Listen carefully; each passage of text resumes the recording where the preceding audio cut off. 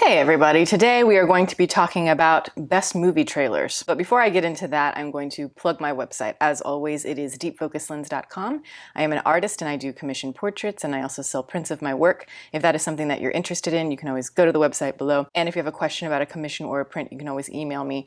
My email is in the description box below as well. I have always loved the art of editing a movie trailer, and I think it, in a way, kind of showcases the best skills that an editor can have, especially when it comes to a selling point. I think there's a real art to finding the perfect balance in a movie trailer of giving just enough information but not giving you too much. But also, I think the key is a lot of times movie trailers are better than the movies. And that's kind of why I look at them as an art. A lot of times, your expectations for the film are not going to meet a great trailer. And I almost feel like that's part of it. Like a trailer I don't think should be better than the actual film. So I don't know, I think it's just kind of interesting to discuss. So I'm interested to see what you guys have to say. Little Children, starring Kate Winslet. The trailer is one of the few that stayed with me. How it blends sound design and visuals to escalate the drama is hypnotizing. Definitely check it out, and the movie, it's great. Yeah, so I remember this trailer so well, and this is an example of a trailer that I find much better than the film. I know the film, I've seen it, I think a couple times, years and years ago, back when it came out.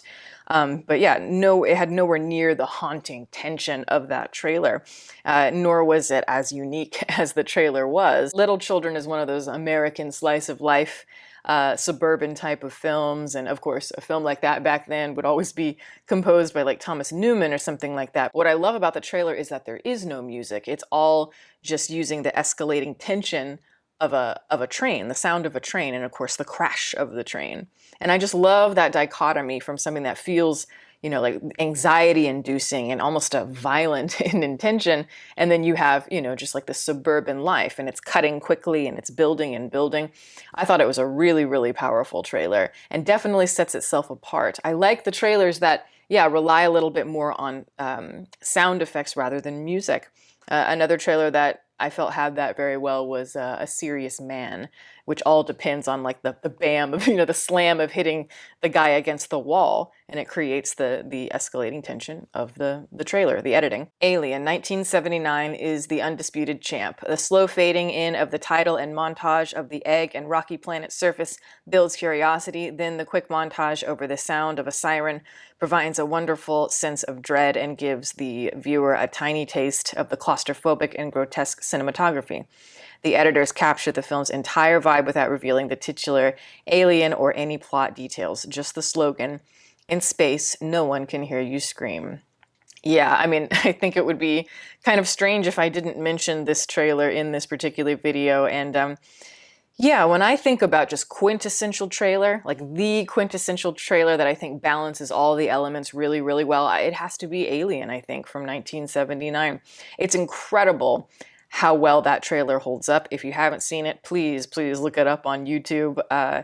Yeah, it just has such a timeless quality to it. I really think it's balanced in the sense that it gives you just enough, just a hint of what's to come. You get a sense of terror, you get a sense of dread, you get a sense of anxiety, and that grotesqueness that that you mentioned before, the body horror, and yet it doesn't oversell it. And I love, you know, that alien sound effect that is so famous, that kind of reverberates and gets louder and louder. Just that effect, you know, that's something that we've seen a lot in trailers ever since then. And I think, you know, it was probably used to best effect in Alien. And yes, probably the best tagline of any American movie, at least from that time.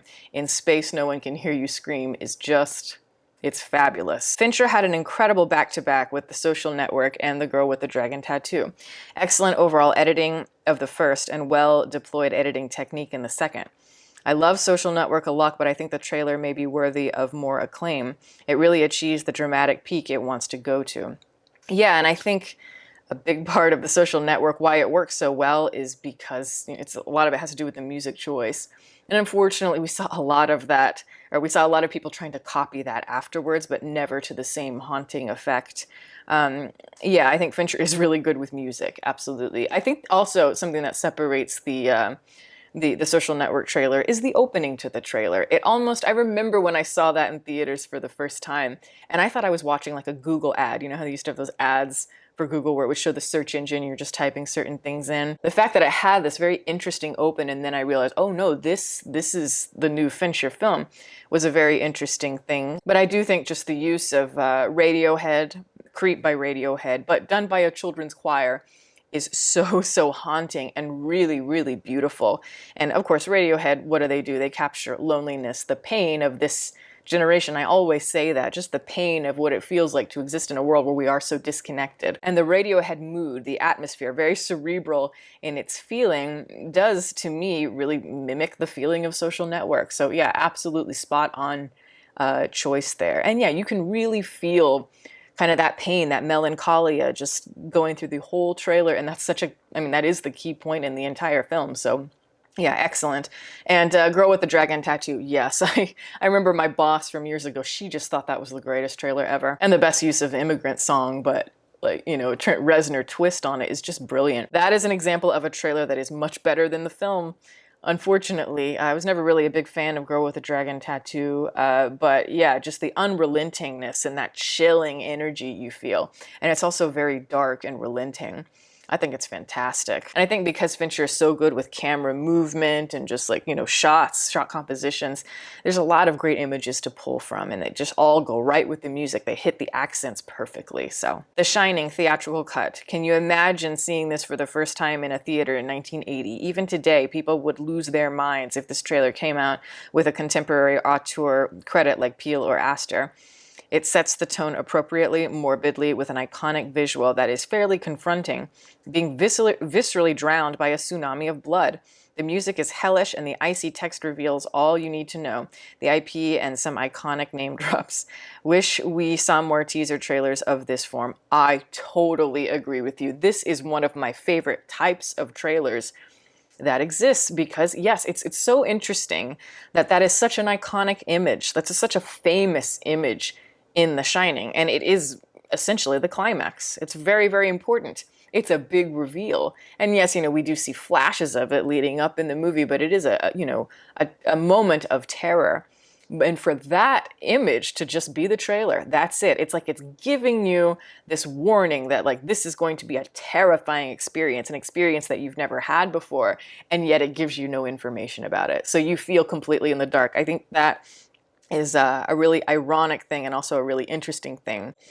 And yeah, I do think when it comes to trailers, Kubrick's were some of the most bold. I love the Clockwork Orange trailer, for example. It's very fast and very subliminal, but it does fit the mood absolutely of a Clockwork Orange.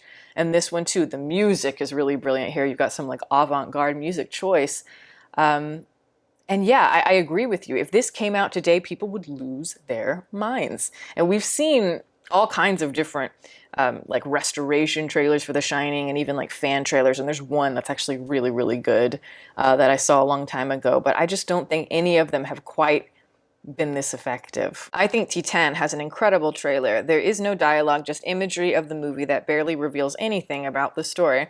Also, the way the music in the trailer is used is really well done. It starts off with what is obvious horror trailer soundtrack music to then reset itself and use She's Not There by the Zombies. I think this was a brilliant way to showcase the weird tone the movie is going for without spoiling anything about the film. Very interesting you say that. The first time I saw the trailer for Titane, I was certainly very intrigued by it, but I wasn't as enamored with it as I was the trailer for Raw, which is this director's previous work, their first film.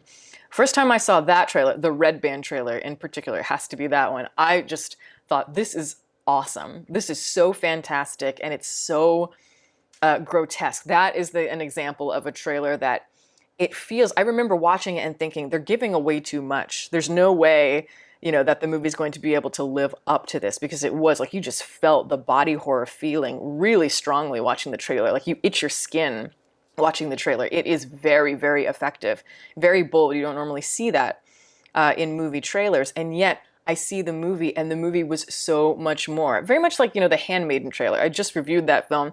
The trailer's like that. You feel like, oh, it's just giving you all this stuff. There's no way that the movie could be as good, and yet it is. It's better than the trailer, and that's just really fantastic. I think that's what a trailer should do. Titane, though, it's funny, when I saw the movie, I was just amazed by it. I was absolutely amazed. I would love to see it again. Then I went back and watched the trailer, and suddenly I was like, this is the perfect trailer. In a way, it's just as good as the raw trailer. It really does do everything it needs to do without doing too much. And what's amazing about this movie is that it goes in all these directions you never expect. And somehow the trailer just really orchestrates that beautifully, where you're still very confused as to what you just saw and what the movie is going to be. But it does, if I recall, it does start out in a way where it's like, okay, we're going through kind of a typical tropes, and then it goes into something very hypnotic and kind of beautiful, kind of funky, and it's like, wow, very interested to see where this goes. I'm not sure who does the editing for Julia Ducournau's films, but I think they're really excellent. So whatever she does next, I'll be looking forward to the trailer, absolutely, as always. But yeah, so those are a few trailers. I'm really happy that a lot of people pick trailers that I really think are underrated, or ones that I always thought were really good and I never really hear about. So thank you for that. And yeah, maybe we'll do another one at some point. But that is the video. Thank you guys so much for watching. Over here you will see my patrons. Thank you guys so much for your support. If you are interested in supporting, the link for that is below, as well as the rest of my social media information. You can watch more videos here, and you can subscribe if you'd like. Catch you next time.